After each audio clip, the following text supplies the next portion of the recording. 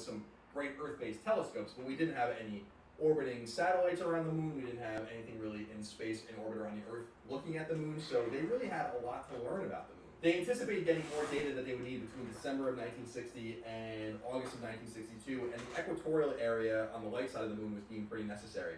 And they narrowed it down to like under a dozen or fewer than a dozen areas that they would land on, and then 3 of those areas were really the ones that they were aiming at, that looked clean, that spacecraft could land on, that they could kind of create a base and have little difficulty. But again, they just didn't know. They were also dealing with the idea that the moon has no atmosphere, that temperatures vary widely between like negative 200 degrees Fahrenheit and nearly 300 degrees Fahrenheit. So like 450 degrees, 500 degrees of difference that they had to really deal with. That was a scary proposition for them. And it's 6 of the Earth's gravity, so they didn't know what was going to happen in the human body, how this was going to affect equipment. I mean, one of the great things is that we have leverage with bulldozers, for instance, here based on gravity and how heavy something is. What if you send a 2-ton or 3-ton or 4-ton vehicle that was expected to push lunar dirt around, but it suddenly had 1/6 of the weight and therefore 1/6 of the power to push those things? They had to deal with this stuff. They had no idea.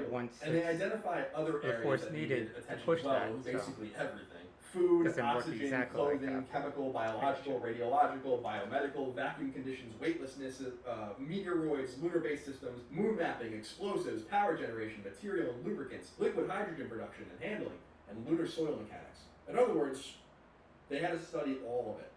They needed smart minds working on all of these things individually for years at a time. And the military was open that they wouldn't only need NASA's help, but a lot of other organizations' help as well. They give a rundown actually in the report. It says that they would need the NSC, the CIA, the State Department, the FBI, the Department of Justice, the U.S. Coast Guard, the U.S. Geological Survey, the Department of the Interior, and the Atomic Energy Commission. Bob down the street. So now they're pulling from all of these different services in order to get Project Horizon off the ground.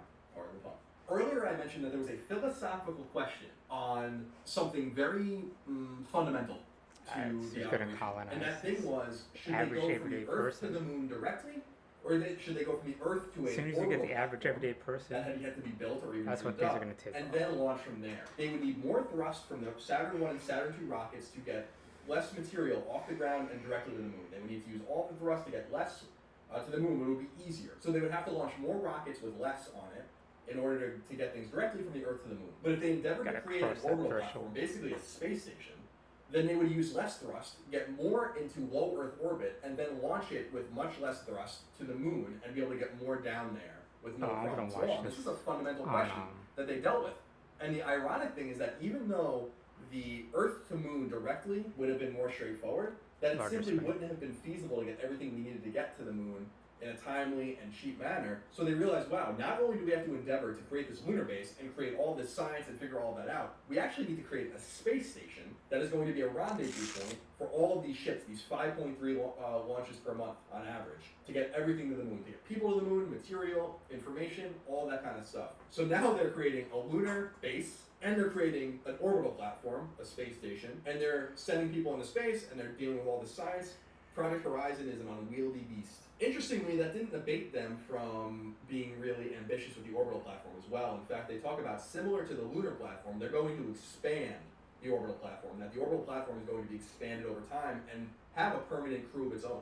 And they were looking at launch sites as well, and they wanted equatorial launch sites. And they were identifying places like Somalia and other places around the world where these launches might have to take place, because the orbital platform will be orbiting around the Earth's equator. So instead of launching from the United States, say launching from Virginia or something, and then having to find its way up and over, they could just launch up and hopefully rendezvous in some way with it. And they actually identified 2 specific places that they thought would be best for this. One was Brazil, and the other was Christmas Island. And they thought that both of these areas would be opportune prime areas to launch Project Horizon's rockets from. Okay, so let's say that everything's going according to plan. We're now through the multiple phases. Micronesia. This is going to happen. Project Horizon's going to happen. What is the base going to look like? How is this base going to work? How is it going to fit on the moon? What is it going to do? Well, there's a lot of information in these 2 volumes about Project Horizon that give us exploded a lot of the entire idea of where they were thinking and what they were thinking about how this will work. Earlier I mentioned that there's this amazing quote about the lack of realism about this entire endeavor that the Department of Defense and the U.S. military was investigating. And this particular quote from the report says it all, and I love it. Here's what it says. Quote, "In designing a lunar installation, It is necessary to substitute needed realism for uncontrolled imagination. The lunar facility herein proposed is devoid of glamour and is intended to do only one job and do that job well. That job is to serve the men who must stake their lives on its functional adequacy and reliability. It is not realistic, however, to plan such an expedition and commit considerable resources solely on the hope that desirable but wholly unpredictable events will occur within a given period of time, end quote. It's a pretty amazing statement. So in April of 1965, as I mentioned earlier, the first two guys would land on the moon. And these guys actually would be able to immediately return to Earth if something happened based on their landing vehicle and have immediate return capabilities. But otherwise, they would be expected to live in this lander as they would go around and start collecting the cargo that had been dropped there by the tens of thousands and hundreds of thousands of pounds over time and start accumulating that and getting everything together. And since this report is obsessed with phases, this particular period would occur with 3 phases. The 2 of them would be there by themselves, and they would have to deal with these things in order, these 3 things. The first 30 to 90 days, it says, would be spent verifying presumed details about the orbital probes and satellites, specifically about a landing site. So what they're basically saying is we have these assumptions based on science that we've conducted from afar, from observations we've conducted from orbit. We've done some circumnavigations of the moon, we've sent some satellites, we've sent some probes, we've landed some landers. Is everything that we've deemed true? Or is that what you're seeing with your own 2 eyes? We think X, Y, and Z is true. Is it true? And specifically, is the landing site that we've identified suitable to build this base? They'll answer that over the first 1, 2, 3 months that they're there. The next 18 months after that, people will begin coming to the moon more for construction purposes that have specialties in construction and engineering, and no one will be there for longer than a calendar year, ideally. And we'll get into the specialties a little bit later when we talk about the actual people that are manning the base, but this is what they're concerned about right now. Let's build this thing. We have 18 months. Let's get this thing built so that we can start living off of the ships that we landed in and start expanding the living space so they have a little more room to live and breathe, quite literally and quite figuratively, and hopefully have some recreation as well, etc. and so on. So they're going to start building the base. And at this point, following those 18 months, 12 men, which is what the original base is designed to accommodate when it's operational, will be able to start living there. And 6 of them will always be dedicated to the operation and maintenance of the base at all times. They're not there to do anything else but to maintain and operate the base. And the other 6 will be there to conduct science experiments, to conduct all sorts of military experiments, whatever the case might be. So they're split half and half. The base itself, as they envision it, are these master cylindrical metal tanks that are 10 feet in diameter and 20 feet in length. And they would be dug under the moon, under several feet of lunar soil, if not more, to protect them from radiation, to protect them from temperature changes. And one of the things actually that they talk about regularly in this report that they were afraid of, that I think NASA has become less afraid of over the decades, are meteoroid impacts. To this day, no one doing spacewalks or that landed on the moon had to deal with meteoroids, but they thought they were way more common at this time.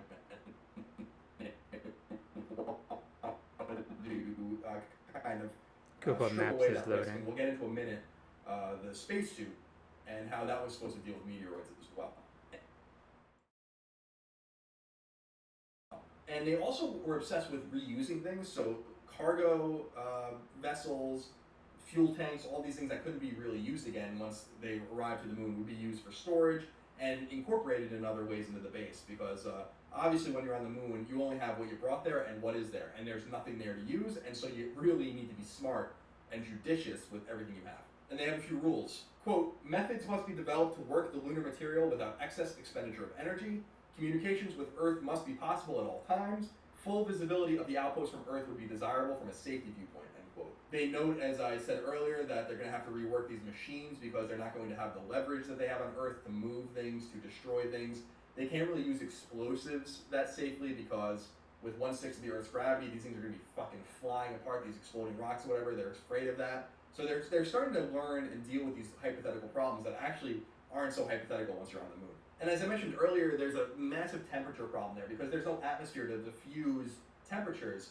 What the sun is hitting is going to be hundreds of degrees hotter than something that's in the shade, even if they're right next to each other.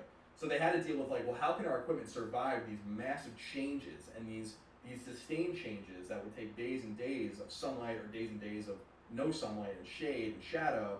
How would our transmission cables, how would our our spaceships and all these our spacesuits all this deal with these massive extremes. They had to deal with that as well. And they also had a very rudimentary understanding of the radiation and all this that was going to be constantly bombarding the astronauts on the surface, which is why they wanted them underground to begin with. But how would these cargo tanks really work? These aforementioned cargo tanks. Here's what it says. Quote, 3 cargo-sized tanks prefabricated as living quarters will be buried with at least 3 feet of lunar material coverage in a man-made trench. The excavation and backfill will be accomplished with a multi-purpose construction vehicle. These quarters will consist of 1 airlock tank and 2 tanks for sleeping, dining, and general living quarters, end quote. So it wouldn't be one of these cylinders, but 3 of them kind of hatched together, and you can see the pictures that I'll put over a lot of this so you can see what they were thinking, because yes, there are tons of graphs and tons of pictures and schematics that give a little bit of an idea of what they're talking about. This is one of my favorite parts about this, though, is how they were going to get power. Remember that they thought that 1 in 5 of these rockets going to the moon were going to explode, and that they were going to lose things. Now imagine one of those rockets holding nuclear material, because that's what they were going to... Yeah, I was looking at that too, thinking about like why don't you just put like nuclear power up there, right? But you really can't, you know what I'm saying, because, you know, it's not compacted enough. But Bill Gates and his team sort of figured it out, you know, and that you use depleted uranium, and then what I'm saying is that you don't even need to have to that extent of that volatile material, because you only need it to reach water to reach evaporation to the boiler water. So anything beyond 212 is like sort of kind of redundant. I mean, probably there's an efficient temperature to get that water up to where it, you know, could boil and make what do you call it, electricity, because it's a glorified steam engine. So I'm thinking like 300, 400 at the most or whatever, and if it at the highest temperature it ever reaches, it should only go to 300, 400 or whatever that optimal temperature is, you know, because then it won't melt the surroundings, so it would be sort of locked in at that toppermost threshold or whatever, but still be able to produce, you know, electricity for a really long time.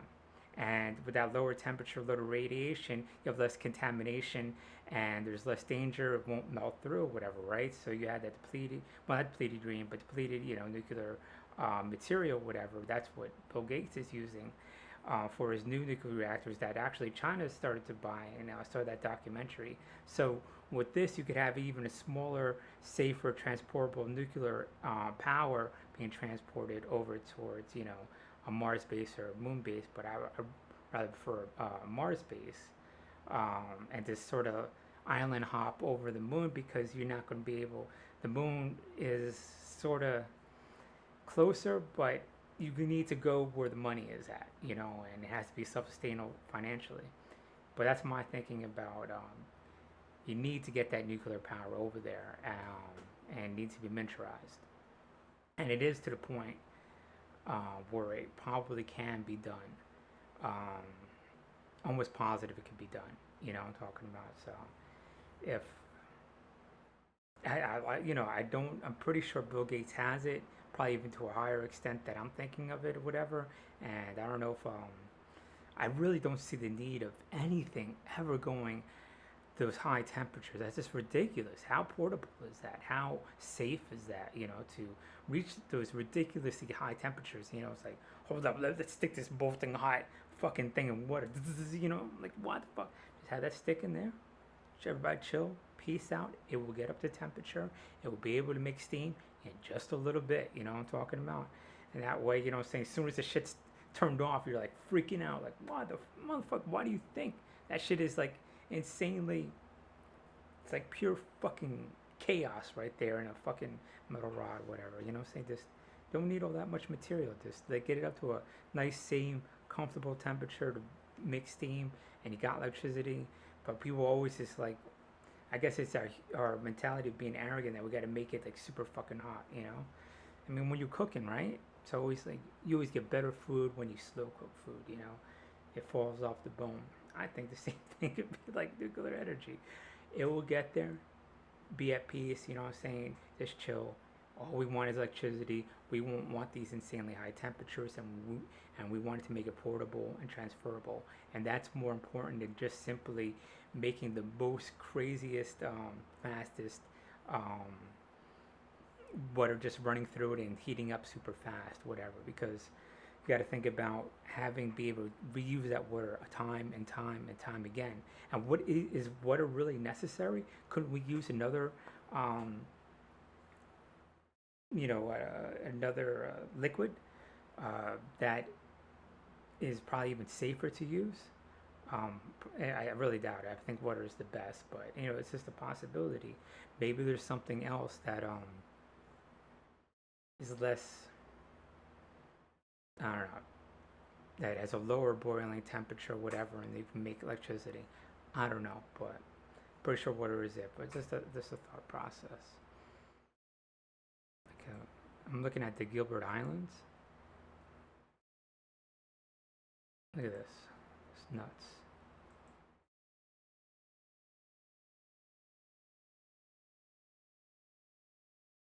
I keep talking about want to lift off from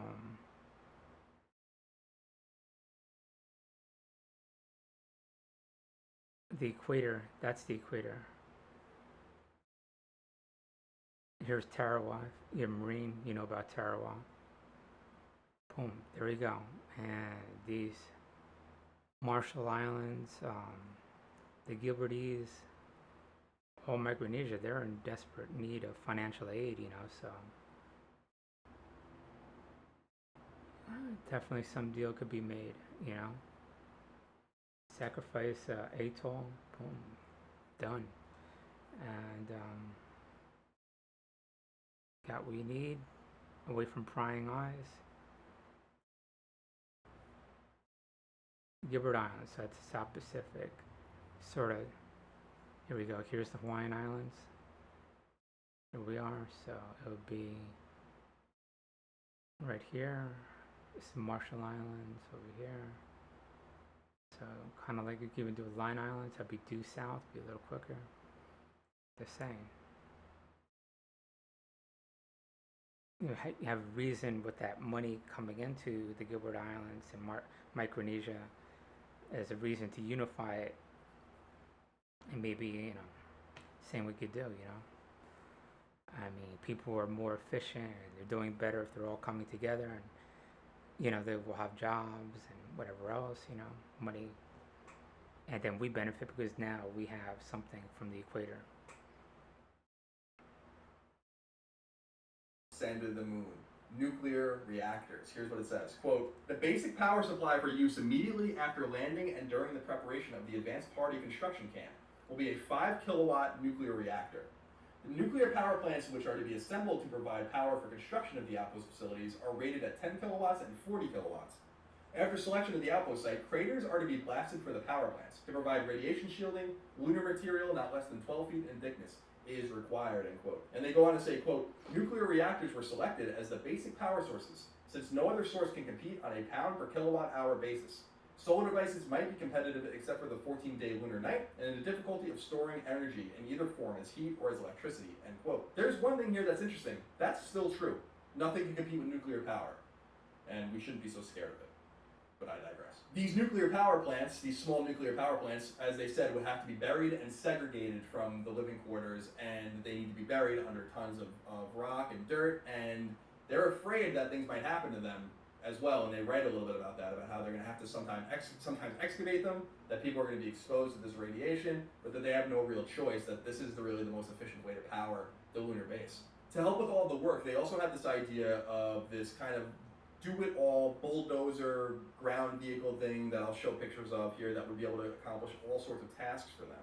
And here's how they describe it. Quote, the multi-purpose construction vehicle is capable of performing general construction work to include the moving of lunar material, excavation of subsurface trenches, heavy cargo handling, prime mover functions, and other mechanical work which man alone in a lunar suit cannot perform. The vehicle will be approximately 15 feet long, 6 feet wide, and 6 feet high. It will be capable of being operated remotely by controlled transmission cables or radio. A removable pressurized cab will be provided for the operator so he may work without a full lunar suit, end quote. And once these vehicles are used to create these tanks, well, the tanks are going to really allow people to live and survive in ways that are not ideal and certainly not luxurious by any stretch of the imagination. But the titanium that they're going to coat them with will allow them to live without their suits on, and they can have recreational areas, like I said earlier, kitchen, all sorts of things, so they can live somewhat of a normal, restful life when they're not out on the harsh lunar surface. But not only is this base made for human capacity as well, it's also made for animals. I don't. I'm pretty sure that's overthinking it. I mean, if you got like a bulldozer, you might like just get a really large one that has a lot of weight, like Mars or Moon. That way, it would have that traction. You deflate the tires, basically, have more surface area and that weight, and you're moving less material, right? So, I mean, the material will be lighter. The only thing you got to take into account is the bonding force of the material or the density of the material they have, because that would remain the same, and that would be the constant or whatever. But it'd be offset by how much surface area and traction friction caused by. Maybe you need more tires, but I don't really see you need a specially built material. You just sort of put that bulldozer in pieces, break it down, and I don't. It's too much shit. People overcomplicate it. Just put it up there, see if it works. If it doesn't, you do it again, and then you put like all this R&D into this lunar bulldozer thing, and you turn out it doesn't work. You know what I'm talking about? Because as soon as you get there, you realize, this is fucked up, and you did all these studies, whatever, because like a lot of this shit's gonna be trial and error, man. I'm telling you, man. All you got, it's already here. See what works, whatever, Come on. I mean, really, like,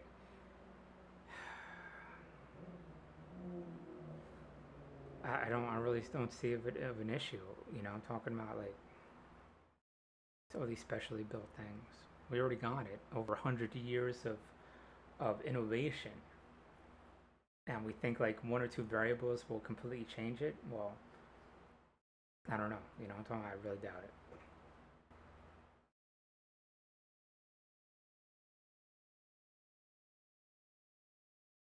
Specifically about creatures like guinea pigs and how they can experiment on them there in It's labs. space. And again, We don't understand Right. it. So the final section that I want to cover is about the people, the actual men, and they would be men only, that would be going to this base, and who are they, and what would they do there, and what would it be like for them there? Well, this is what this section's all about. The people that they're looking for are, not surprisingly, very smart, very put together, and very strong.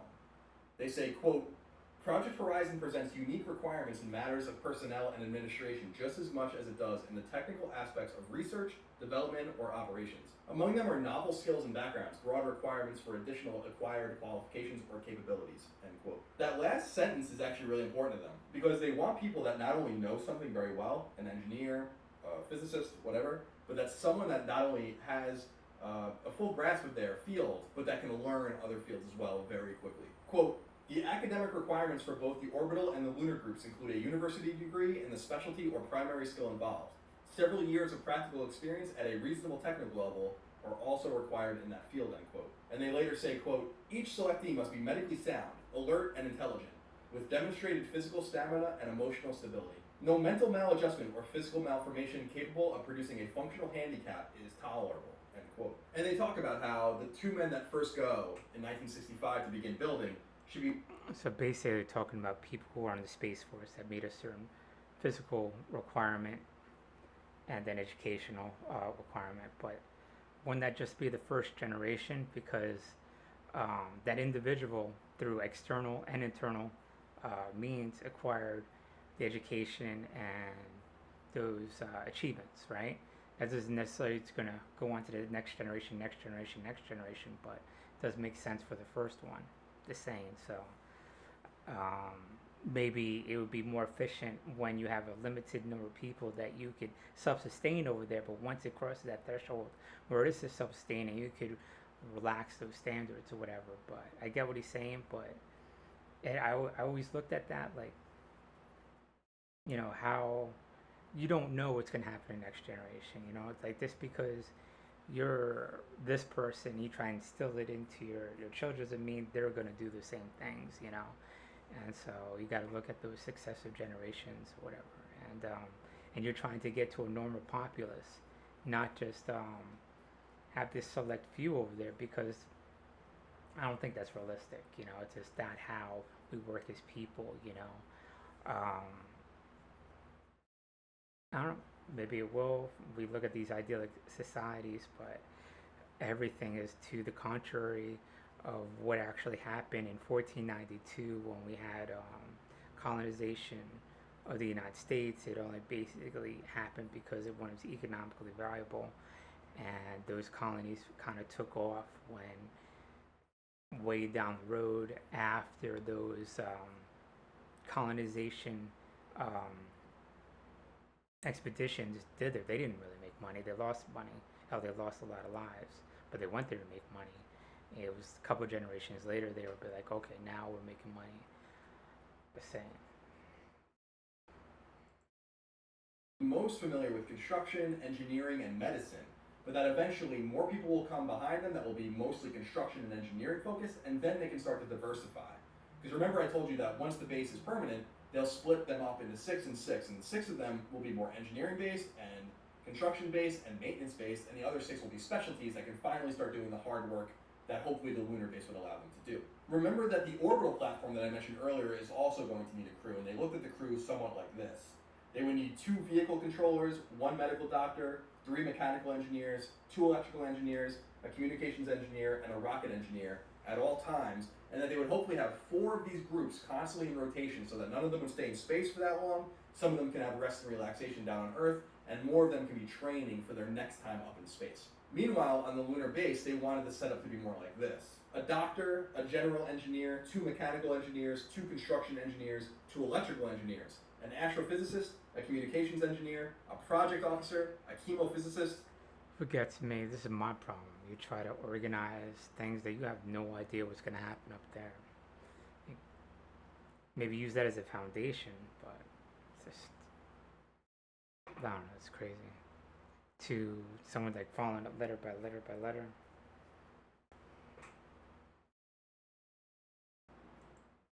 An astronomer and a biologist. So pretty different skill sets, but very smart, educated, scholarly, know-how driven people were going to be on this lunar base. This wasn't going to be like, say, Armageddon. And they talk about the ideal candidate, which again is going to be a man. They talk about how the man cannot be more than 6 feet tall or 185 pounds. So actually, I'm 6 feet tall and 185 pounds. I just am not a geophysicist, and I'm also somewhat fat. So I don't think I'd be a good candidate for it. But someone 6 feet tall or under, 185 pounds or less is what they were looking for. They talk about how their marital status isn't that important to them. They talk about how they're looking for people that actually don't judge others and have an open mind about belief structures, like religious structures, which is pretty interesting. And that the person must be between 21 years old and 45 years old, period.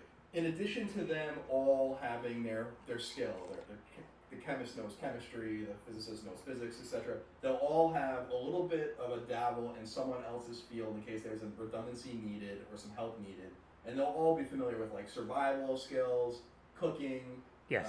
Maintenance of the base, How to all that skin kind a of bear. stuff. Their spacesuits were these monstrosities that actually looked like they were actually going to be on like these snowshoe-like devices. They were going to be coated in metal because again they were afraid of meteoroids, and they were going to be massively heavy. But remember, on the moon they would be 1/6 as heavy. So they were saying that even though there would be some encumbrance problems, they wouldn't be able to move and jump around, and really they'd have more flexibility and more movement than you might think. A 300-pound suit would only weigh 50 pounds on the surface of the moon, so they weren't super worried about any of that.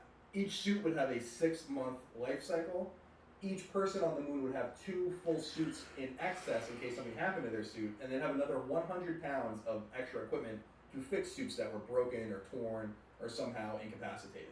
Each person would be allotted 3 quarts of water and 4 pounds of food per day. And remember that this was a time when they didn't understand, and they talk pretty openly about this, about how they don't have any idea how they can reuse water. They talk about how if you shower, they can probably use that water in a different way, as coolant and all that kind of stuff, but they didn't know how to process urine yet. They didn't know how any of that worked. So a lot of the materials that were coming, the cargo that was coming to the moon was actually not only pre-cooked food, but water. But what's so interesting is that they talk about, could we get them fresh vegetables? Could they use hydroponic technology to create fresh vegetables? They talk about the psychological It's the effect 100th time I'm drinking my positive own psychological effect that might have on the excrement. astronauts up there. They also talk about how could they rear chickens? Could chickens live on the moon with them and give them meat and give them eggs? They talk about having fish. They talk about these massive aquariums that they can have fish, about how they might be able to harvest algae to make some interesting food and some interesting pastes. that would be very nutritious and very beneficial to the astronauts. I mean, this is some pretty wild stuff, right? And that's what I love about this Project Horizon so much, and why I found it so fascinating. What's funny is that what got me so interested in reading about Project Horizon at first is, as far as I can tell, not true. You might notice in the Wikipedia article, and then on other articles about Project Horizon, that they talk about these defense systems that the moon base would have, and I was so fascinated by them. They talked about how they would have low-yield nuclear bombs and these mines that would be used to puncture spacesuits, Soviet spacesuits, if the Soviets say overland and invaded the base. But it's not anywhere in Project Horizon Volume 1 or Project Horizon Volume 2. I can't find anything about that. And in fact, in the talk section on the Wikipedia article, someone notes there that this isn't, no one knows where this came from. So as far as I can tell, the most interesting facet of it, which was the defense of the base, is actually not true, or it's from a source that I can't find.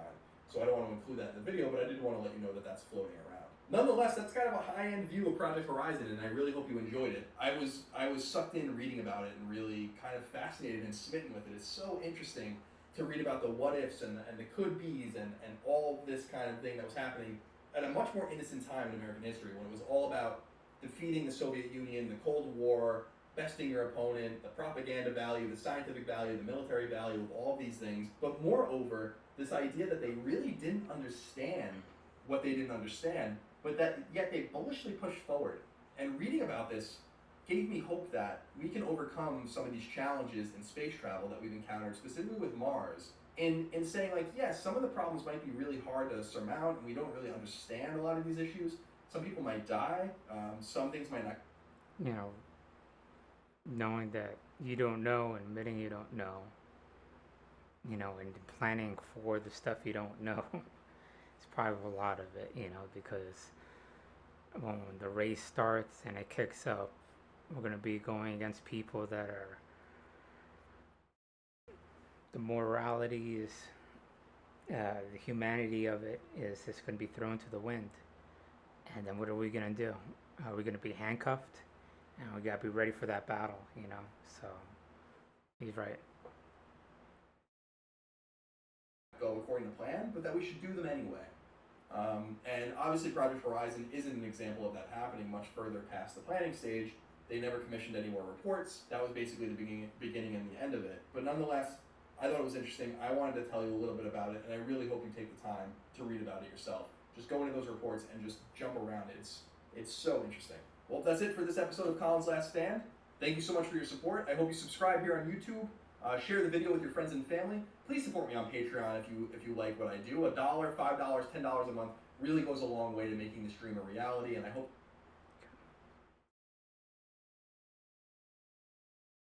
It's interesting. Just want to rewatch Elon Musk's.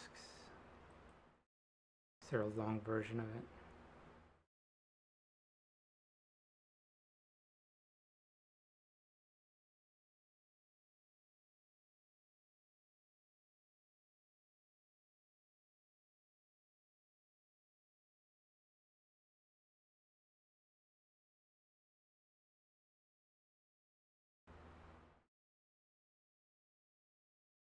See if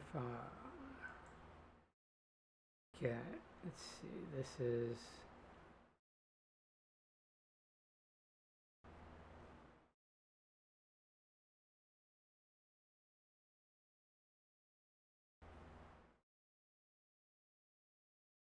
I really gotta watch the whole thing of it.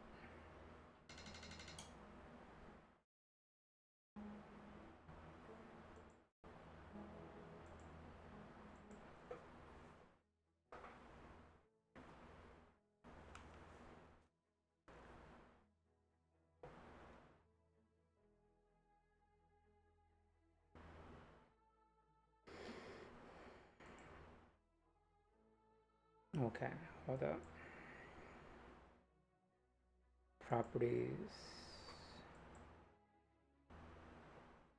would actually be 5.1, right?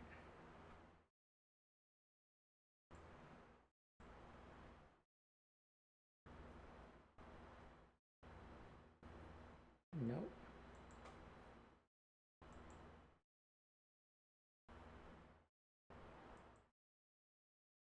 Earth-Mars synchronization happens roughly every 2 years. So every 2 years there's an opportunity to fly to Mars. So then in 2024, we want to try to fly 4 ships, 2 of which will be crewed, and 2 of which two cargo and two crew.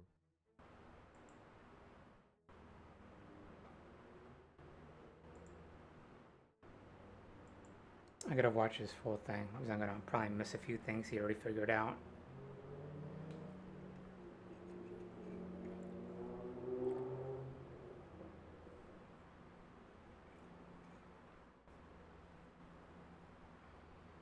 But then I might be corrupted by his vision of it, so I'll do both.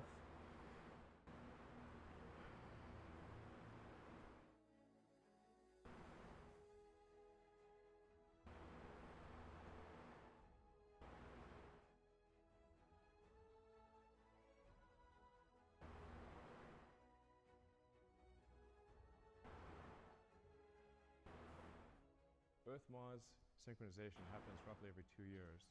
So every 2 years there's an opportunity to fly to Mars. So then in 2024, we want to try to fly 4 ships, 2 of which would be crewed, and 2 of which two cargo and two crew. The goal of these initial missions is to find the best source of water. That's for the first mission. And then the second mission, the goal is to build the propellant plant.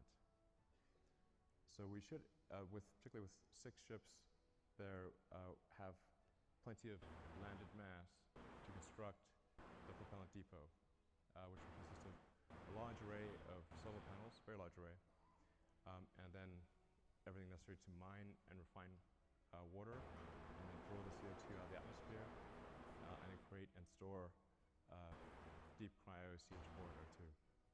Then build up the base, starting obviously with one ship, then multiple ships, then You got these volatile chemicals, and you obviously don't want to put all your eggs in one basket. You want to separate those eggs.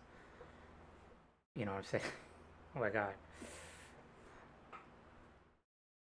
The city, then making the city bigger, even bigger.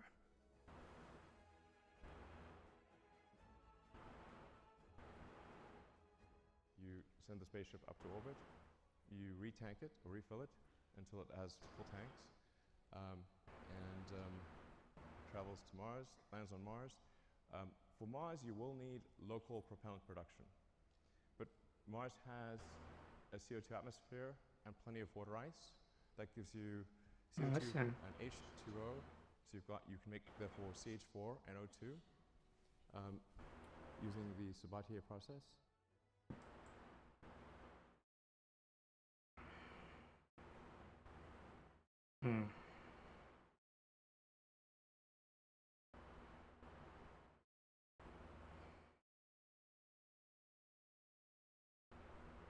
The Sabatier process,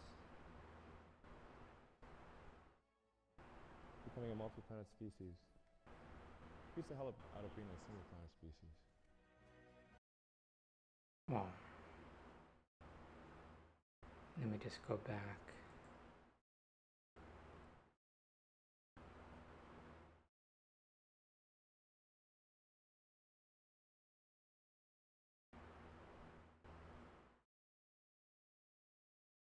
I don't know.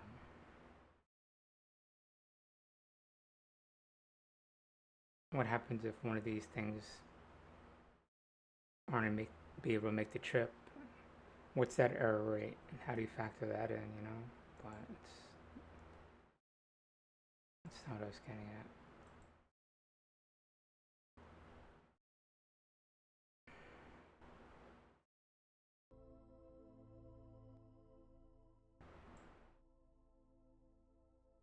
Where is his larger? Okay, so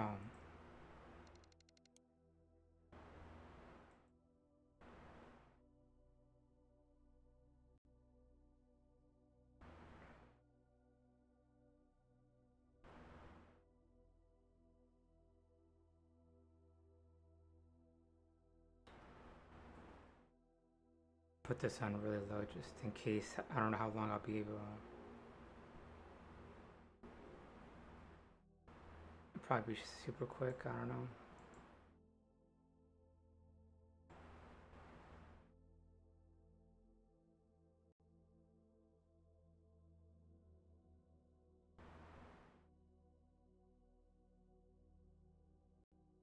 I'm Jean-Yves Le Gall. I am president of CNES, the French Space Agency, and the president-elect of Oh, the this is done International quite Astronautical Federation. a few years ago. Okay, so this is probably the most condensed, all the good parts of it.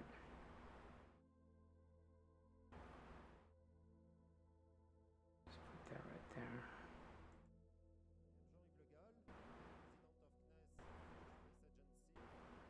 French Space Agency, president-elect of the International Astronautical Federation. And it is my pleasure to welcome you here at the 67th International Astronautical Congress. I don't know. Elon Musk is It's kind of simple, really. I just wanted to make sure I seen like the different parts of it, what the government already like kind of figured out, whatever. But technology and ultimately enabling humans to become a multiplanetary species. okay, The plan is going to lay out for us today. SpaceX has had a number of okay. firsts, including as the first Same game invite. 1 second. from the International Space Station. Okay, but the way I look at it, you know, you gotta like sort of island hop because are you gonna make money on the moon? No, not initially. Elon Musk might with government contracts. So, but as a nation, we should really kind of focus on Mars because here we have Mars right here, and we have the Earth.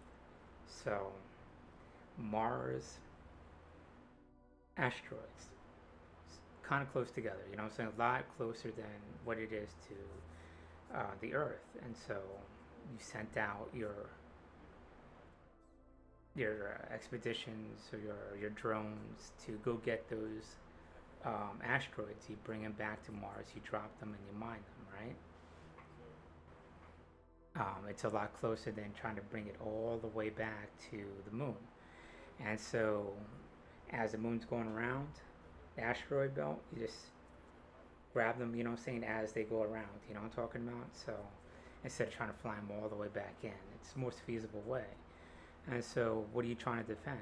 You know, as the U.S. military, you could try to defend the moon, but then everybody's going to quickly realize you're going to have to go to Mars, whatever, because it's just a lot more, you know, it just makes more sense to actually conduct a business with all that extra travel and time and energy, you know, whatever that is. So, you have military. Do you want to defend the moon? Probably sooner or later or whatever, but you want to protect where the commerce is at. And you can't protect the whole asteroid belt. So you got a center where the majority of the economy is going to take place. It's going to be Mars, right? So you got to work hand in hand with like Elon Musk and some of these other people that are going to make it out there, you know, and foster it, you know, because you might have to go to a Manhattan level project to really get the initial boost, you know, springboard up, so you get this big jump start on it, you know, because you know what happened with Spain coming into the New World, propelled them as a world power for hundreds of centuries, you know. So, you know, you just gotta make sure that you're out there, and once it becomes, you know, self-sustainable financially, whatever, and that's when you really seriously gotta reassess what's happening, constantly reassess what's happening actually, militarily, to protect that economic endeavors that are going to go out there, you know, because let's see, you know, as I said, you got to bring those asteroids, probably bring it around towards Mars orbit, and you just sort of drop it, and then from there you mine it, you know, I'm talking about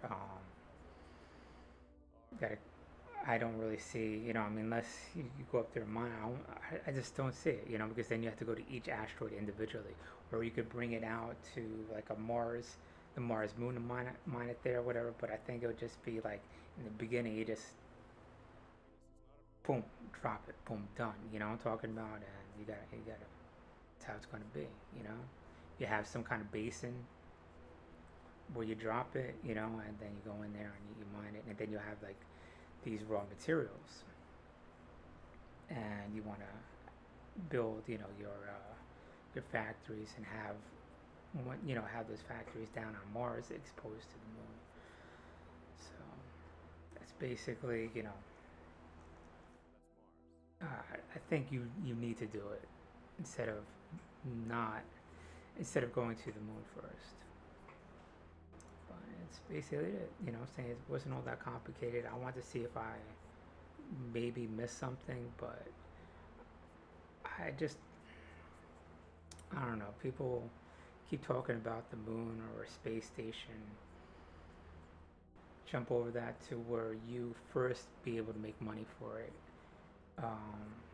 We live in a capitalist society. You can't overcomplicate it, and then from there you'll know each other steps of the way.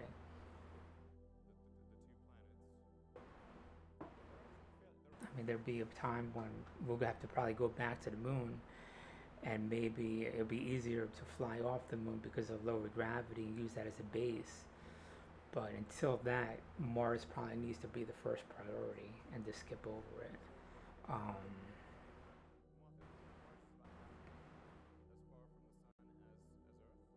With the land there, I think pretty much Elon Musk already figured that out.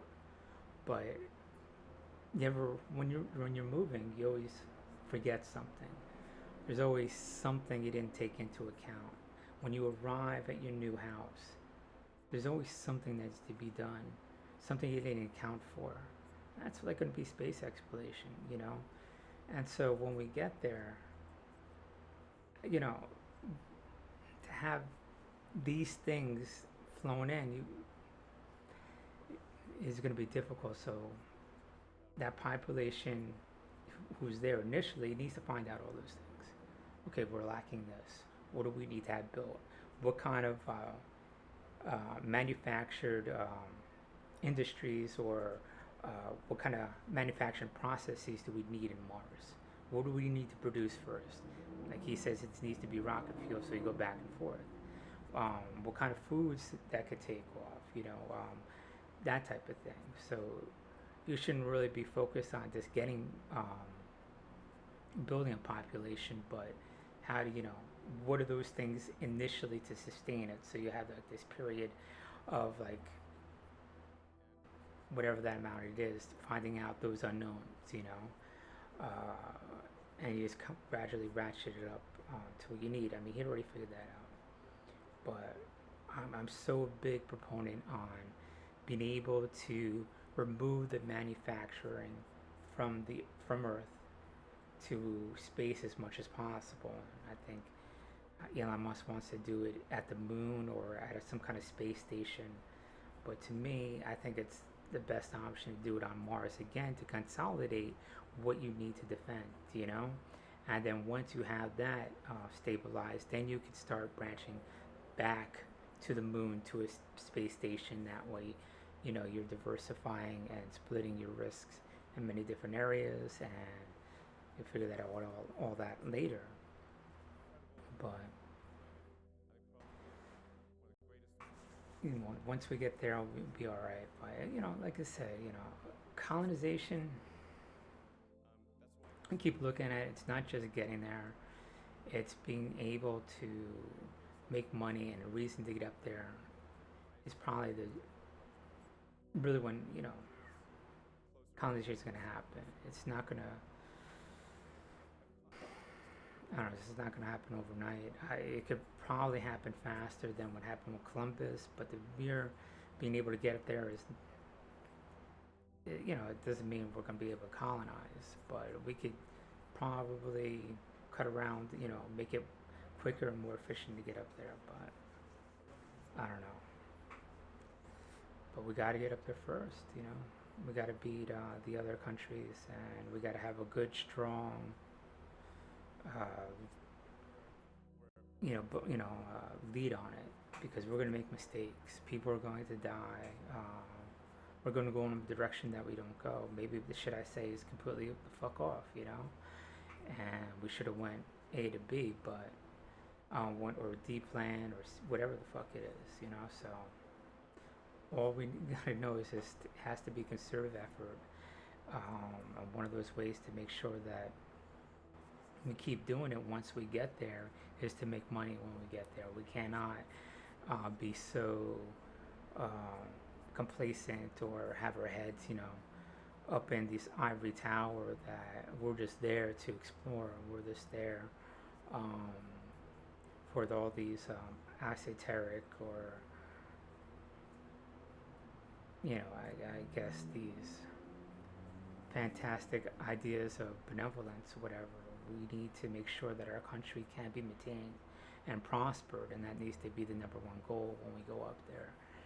Is to further ourselves and our way of life, and that way we know that the R&D is going to continue naturally and organically, whatever, up there instead of it being a drain.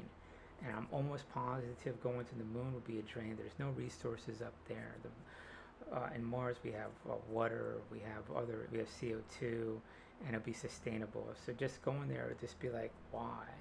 Why are we going to spend all these military assets on something that's just going to drain us when there's no going to be real economy on the moon? There's going to be a real economy on Mars, whatever. So to skip over it until it becomes economically viable to go to the moon, that's my thinking, but I try to state why it was my thinking, but if I could sum it all up in one, we need to island hop, go to Mars, and make money. Done, But there's some minor things like I said, you could bring a tunnel boring machine and assemble it there, but we already have all the good Earth transformation type equipment already. You just put it up there, we'll be okay. You know what I'm saying? This needs to be adjusted a little, tweaked, and we'll find that out when we get up there. You know what I'm saying?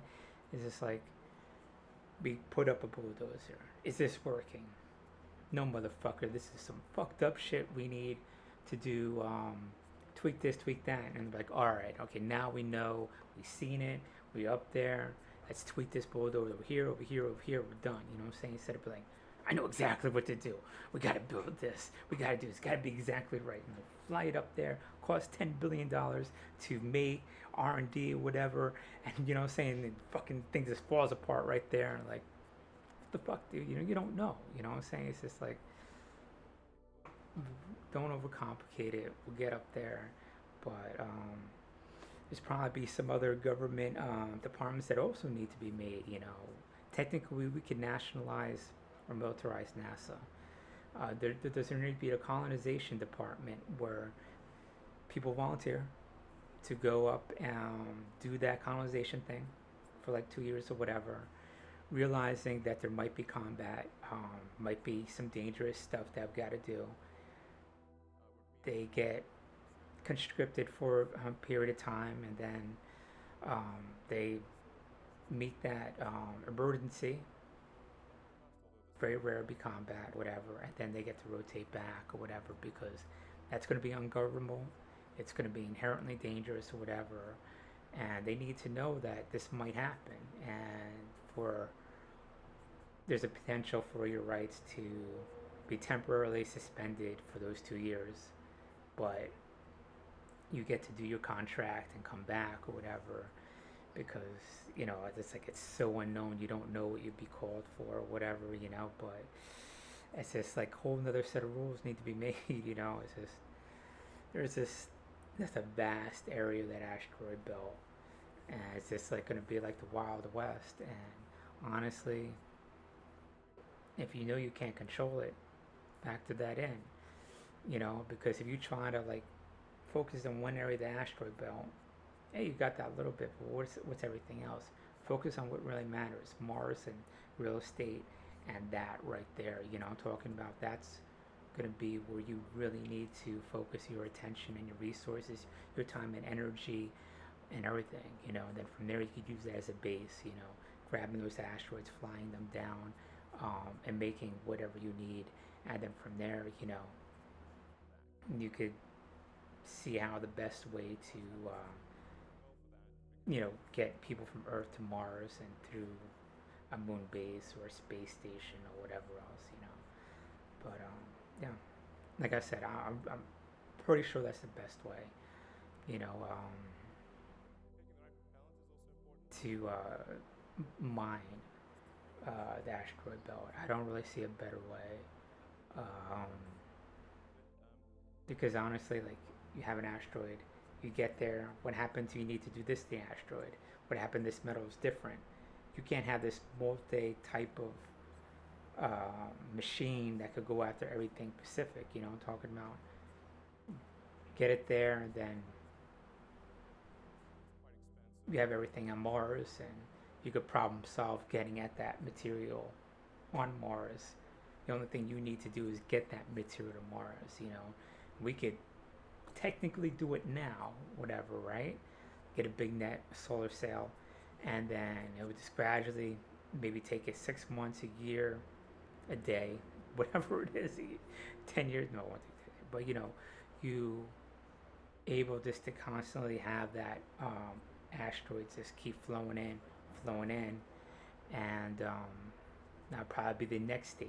You guarded Mars. Now you got to guard that bringing in process or whatever of asteroids from the asteroid belt. So that's like probably stage 2. I'm talking about, and then whatever next stage, and then the moon base, and then the space station, and everything else, and probably at some point there's a moon on Mars, or there's something like that. You could use that as a space station, so we could start launching ships to the space station around the Earth or the moon, and that way they have no gravity to contend with, so that'd be the easiest. So you just have to get up to that moon and go up to our moon or that space station.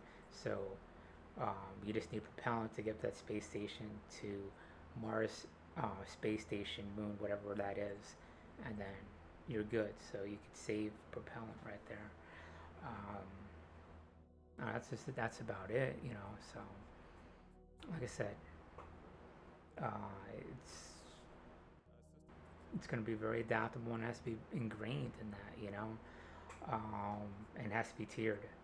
And if it needs to be a level of the Manhattan Project, if we're not going to gain it, we need to be prepared for that. What I'm saying? There's so much at stake, going up to going up to space, and but we know a lot of it, so I'll be all right. We shouldn't look at this thing like we can't figure it out. Saying our creativity, our innovation, because of our democratic process, because our system of government has made us the best possible position to succeed at it, and we need to keep that lead. But we can't bullshit ourselves and be like, well, it's all for space and all for the betterment of humanity. And hopefully, once we get it economically viable and we get that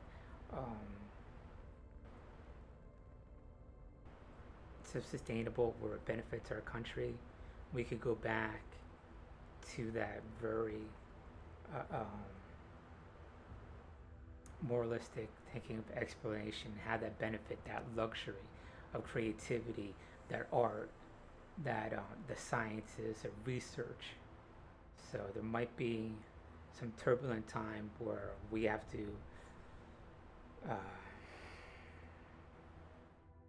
adjust before we could get back until we could be more exploratory, more, I don't know, not be focused on something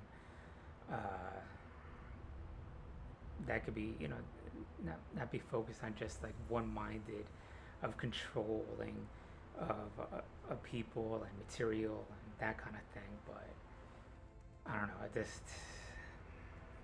you don't know what's going to happen. Maybe we'll never have to revert to that type of thing, like a Manhattan project, you know. But we'll see. You know what I'm saying? Like, I could be wrong, but all I'm saying is it might be the case. And honestly, like, I'm vague on it because I don't know what it is. But you know, like, you look at empires come and go, there's crises, and sometimes you need to be prepared for those crises, and those should be also built in. How do you go about it? What's the most fairest way to the people who are on Mars to handle that crisis? You know, I think it's probably even better way than say, oh, I need to suspend rights or they need to be militarized or whatever. But we have to see when we get there. What is the population going to be to handle that crisis, whatever, you know? What happens if there's an incursion from another country? You know, is it probably going to be technological? Could most likely be economic or whatever, but that in itself is when a real economic war is going to take place. How do we handle that, you know? So, so that's all I'm saying. What's up, Chainsaw? He's all the host of me, whatever, but it's not really there. But anyway, so I am gonna leave it with that and go handle what I need to do with today. Thanks for my coffee.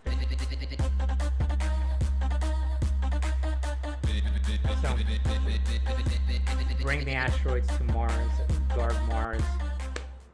Done, all done. And build shit on Mars as fast as possible, get to that threshold. We could have actual, not fly in manufactured goods from the Earth, build the manufactured goods on Mars. That's the threshold you want to get to as quickly as possible. Okay, I'm good, peace. I'm going to let it run for about 10 seconds so it catches everything. Just some ideas, maybe you could build off of them. I don't know, could be wrong. Do not want to hurt the process at all.